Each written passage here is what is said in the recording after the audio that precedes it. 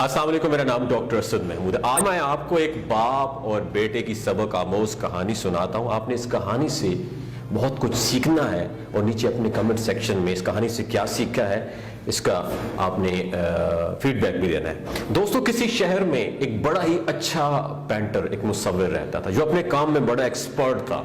وہ بہت اچھی تصویریں بنایا کرتا تھا، لوگ اس کی تصویروں کو بہت پسند کرتے تھے، شوق سے خریدتے تھے۔ وہ روز کی ایک تصویر بنایا کرتا تھا اور وہ تصویر اس کی 1000 روپے میں آرام سے بک جاتی تھی۔ اس طرح وہ اپنے کام سے کافی اچھی خاصی ارننگ کیا کرتا تھا۔ اس کا ایک بیٹا بھی تھا جسے اپنے باپ کو دیکھ کر بچپن سے تصویریں بنانے کا شوق تھا۔ بڑے ہو کر اس نے بھی تصویریں بنانا شروع کر دیں۔ بیٹا بھی بہت اچھی تصویریں بناتا تھا، لیکن اس کی تصویریں باپ جتنی مہنگی نہیں بکتی تھی۔ اس کی تصویروں کو 200 یا 300 روپے میں لوگ خریدتے تھے، اس کے زیادہ پیسے اسے نہیں دیتے تھے۔ لڑکا اس بات کو لے کر بہت پریشان تھا۔ اس کا خیال تھا کہ اس کی تصویریں باپ جتنی اچھی نہیں ہوتی، اس لیے لوگوں نے انہیں سستا خریدنا شروع کر دیا۔ اس کے پاس پیسے لوگ اس سے زیادہ پے نہیں کرتے تھے۔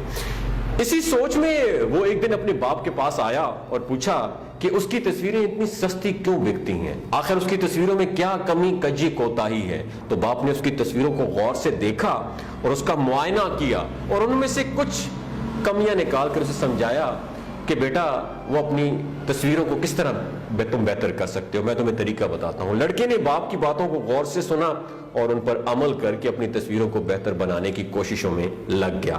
آہستہ آہستہ اس کی تصویروں کو بھی لوگوں نے پسند کرنا شروع کر دیا اور اس کی تصویریں اب 200 سے 500 یا 600 روپے میں بکنا شروع ہو گئی۔ لڑکا خوش تو تھا لیکن وہ سیٹسفائی نہیں تھا۔ وہ چاہتا تھا کہ اس کی تصویر بھی باپ کی طرح 1000 روپے میں بکے اور اس کے لیے وہ محنت کرتا رہا۔ بیٹا ہر بار نئی تصویر بنا کر باپ کے پاس لاتا اور تصویر کی کمیوں کے بارے میں پوچھتا۔ باپ اسے شاباش دیتا کہ بیٹا تم نے بہت کمال کی تصویر بنائی ہے، اور ساتھ ہی اسے بتاتا کہ اگلی بار فلاں کمی کو دور کر کے وہ اپنی تصویر کو مزید بہتر بنا سکتا ہے۔ اور بیٹا جو ہے نا اپنے باپ کے مشورے پر عمل کر کے اپنی تصویروں کو بہتر کرتا رہا۔ مسلسل محنت کرنے اور تصویروں کو بہتر بنانے کی کوشش اور جذبے کی وجہ سے بیٹے کی تصویریں ایک دن 1000 روپے میں بکنا شروع ہو گئیں۔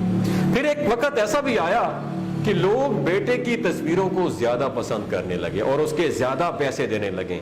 بیٹے کی ایک تصویر ابھی باپ سے بھی زیادہ یعنی 1000 سے زیادہ 1500 روپے میں بکنا شروع ہو گئی، جبکہ باپ کی تصویر ابھی بھی 1000 روپے میں ہی بکتی تھی۔ باپ اب بھی بیٹے کی تصویروں میں کمیاں ہی نکال دیتا تھا، لیکن بیٹے کو اب باپ کی بات اچھی نہیں لگتی تھی۔ وہ بے دلی سے اپنی باپ کی باتوں کو سنتا تھا اور ان پر دھیان دیتا اور نہ ہی ان پہ دھیان دیتا تھا، نہ ان پر عمل کرتا تھا۔ پھر ایک دن اس کا صبر جواب دے گیا۔ جب باپ اس کی تصویروں میں کوئی غلطیاں نکال رہا تھا، اسے سمجھا رہا تھا، تو بیٹے کو غصہ آ گیا۔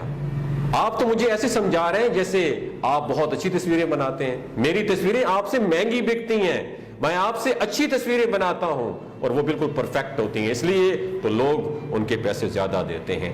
اچھا، یہ بیٹے نے جب یہ باتیں تمام اپنے باپ کو بتائیں تو باپ سن کر خاموش ہو گیا۔ اس نے بیٹے کو مشورے دینا بند کر دیے۔ کچھ وقت تو ایسے گزر گیا، پھر آہستہ آہستہ لوگوں نے بیٹے کی تصویروں کی تعریف کرنا کم کر دی اور اس کی قیمت بھی کم دینے لگے۔ بیٹے کی تصویر اب 1000 روپے میں بھی نہیں بکتی تھی۔ کئی مہینے گزر جانے کے بعد بھی جب ایسا رہا تو بیٹا بہت پریشان ہو گیا اور اسی پریشانی میں وہ ایک دن باپ کے پاس چلا گیا اور اسے ساری بات بتائی۔ آخر باپ تھا، اس نے بیٹے کی ساری بات اور ساری جو وجوہات تھیں انہیں توجہ سے سنی اور پھر اسے سمجھانے والے انداز میں کہنے لگا کہ بیٹا تم بہت اچھی تصویریں بناتے ہو، میں بھی تمہاری طرح تصویریں اچھی نہیں بنا سکتا ہوں، لیکن جب تم تصویر بنا کر میرے پاس لاتے تھے اور میں تمہاری تصویروں میں کوئی کمی کجیاں کوتاہیاں نکالتا تھا، تمہیں کوئی مشورے دیتا تھا تو تم اس کو مان کر اپنی تصویر کو بہتر بنانے میں لگ جاتے تھے۔ تم اپنی تصویروں سے مطمئن نہیں ہوتے تھے، تم خود کو بہتر بنانے کی کوشش میں لگے رہتے تھے اور وہی بہتر کرنے کی کوشش تمہاری کامیابی کی ریزن تھی۔ لیکن جس دن تم اپنے کام سے مطمئن سیٹسفائی ہو گئے اور تم نے یہ مان لیا کہ تمہارا کام پرفیکٹ ہے، دوسروں سے بہت بہتر ہے، اس دن سے تمہارے کام میں بہتری آنا رک گئی اور تمہاری گروتھ بھی رک گئی ہے، بلکہ تم نیچے آنا شروع ہو گئے ہو۔ دوستو، یہ کہانی آپ لوگوں کے ساتھ شیئر کرنے کا بنیادی مقصد یہ ہے کہ ہم میں سے بہت سے لوگ زندگی میں آگے اس لیے نہیں بڑھ پاتے کیونکہ وہ سمجھ لیتے ہیں کہ میں بہت اچھا کام کر رہا ہوں، میری ہر چیز پرفیکٹ ہے۔ اپنی پرفارمنس سے ہم لوگ سیٹسفائی ہو جاتے ہیں، مطمئن ہو جاتے ہیں اور اپنے آپ کو امپروو کرنا چھوڑ دیتے ہیں، اور اس طرح آپ کی گروتھ بھی رک جاتی ہے۔ دوستو ہمیشہ یہ بات یاد رکھنا کہ زندگی میں آگے بڑھنا ہے، بہت آگے جانا ہے تو اپنے کام سے مطمئن ہونا اور سیٹسفائی ہونا چھوڑ دو۔ یہ نہیں ہے کہ اپنے کام کو برا کہنا شروع کر دو، بلکہ یہ سوچو کہ ہاں میں نے یہ کام بہت اچھے طریقے سے کیا، لیکن میں آج کو اس کام کو مزید اچھے طریقے سے کر سکتا ہوں اور میں اس کو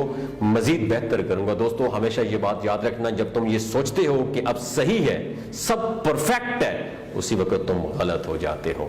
اگر یہ ویڈیو آپ کو اچھی لگی ہو دوسروں کے ساتھ ضرور شیئر کیجیے گا، اپنا اور اپنے ساتھ رشتوں کا خیال رکھیے گا۔ اللہ حافظ۔